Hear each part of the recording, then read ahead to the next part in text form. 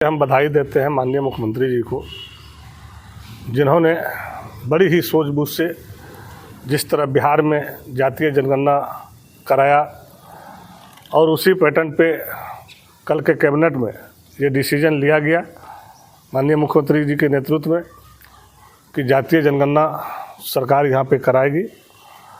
ये फैसला सराहनीय है और राष्ट्रीय मोर्चा के तरफ से जो ओबीसी के राष्ट्रीय मोर्चा है उनके तरफ से हम बधाई देते हैं, उनको शुभकामनाएं देते हैं कि इसी ऊर्जा के तहत आप आगे काम करते रहिए।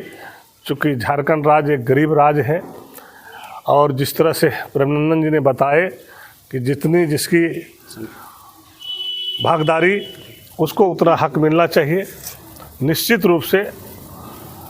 और इसके साथ साथ जो अभी चल रहा है माननीय मुख्यमंत्री जी के क्रियाकलाप से जो कैबिनेट में डिसीजन हर बिंदु पे लिया जा रहा है वो बहुत ही सराहनीय है और हम समझते हैं कि झारखंड एक अच्छा मुकाम पे जाएगा। इसके लिए मुख्यमंत्री जी को बहुत बहुत बधाई, शुभकामनाएं।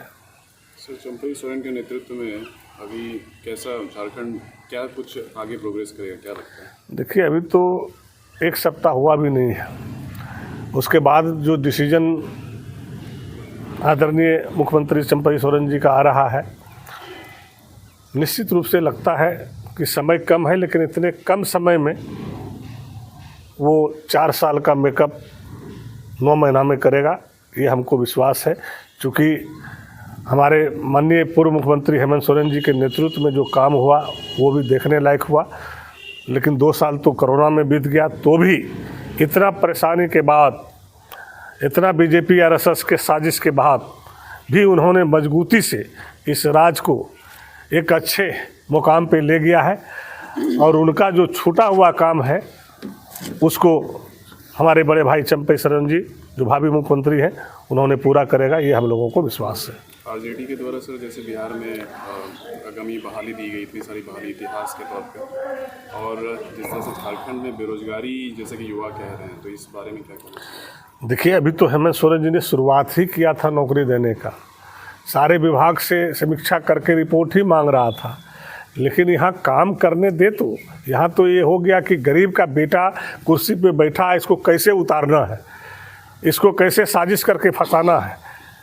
इसको कैसे जेल में भेजा जाए, उसमें लगा हुआ। यहाँ काम करने दे रहा है कहाँ? जैसे काम करने के लिए आगे बढ़ता है तैसे। आज क्या हुआ, बिहार की बात आपने कहा, 17 महीने में हमारे डिप्टी सीएम तेजस्वी यादव जी ने जो काम किया ये किसी से छिपा हुआ नहीं। पूरा विश्व आज कायल है कि इतना छोटा सा बच्चा ने इस 17 महीने में इतनी बड़ी चुनौती बिहार में दिया, जो देश को सीखना चाहिए इससे। लेकिन यहाँ तो है कि सरकार चलाना है, गरीबों पे शासन करना है और जो व्यवस्था है उस व्यवस्था के तहत जो ईडी और सीबीआई के तहत कैसे छोटे छोटे पार्टियों को जेल में बंद करना है उसमें प्रेस लगा हुआ है। विकास तो करना नहीं है, जो विकास कर रहा है उसको बाधा पहुंचाना है। झारखंड में इस बार सरकार किस मुद्दे को लेकर चुनाव लड़ेगी? बहुत सारे मुद्दे हैं, सबसे बड़ा मुद्दा है ईडी सीबीआई। विकास हो कहाँ रहा है? भारत सरकार बताए ना कितना झारखंड को फंड दिया। बिहार झारखंड का पैसा बकाया रखा हुआ है, अगर उतने पैसा हम लोग को रिलीज कर देता तो उसी से काफ़ी हम लोग जो है विकास कर लेते, चाहे कोयला का हो, ट्रांसपोर्टिंग का हो, बिजली का हो। आप लोग ही ने तो बताते हम लोग को, तो आप समझ लीजिए कि आपके कितनी भारत सरकार पे बकाया है। वो पैसा अगर रिलीज कर दे तो चारों तरफ विकास ही नज़र आएगा। लेकिन सर, स्थानीय सांसद कहते हैं कि हमने सबसे ज़्यादा विकास किया है। देखिए, अगर आप हमको छड़िएगा तब तो फिर मामला कुछ और हो जाएगा। कौन क्या बोलता है उस पर हमने देखते। ये देखिए, ये सिर्फ जितना भी बातें करता है ये कोई आम जनता के लिए नहीं है, ये अडानी के लिए कारोबार हो रहा है, ये जान लीजिए। ये सारी व्यवस्था उसके लिए है।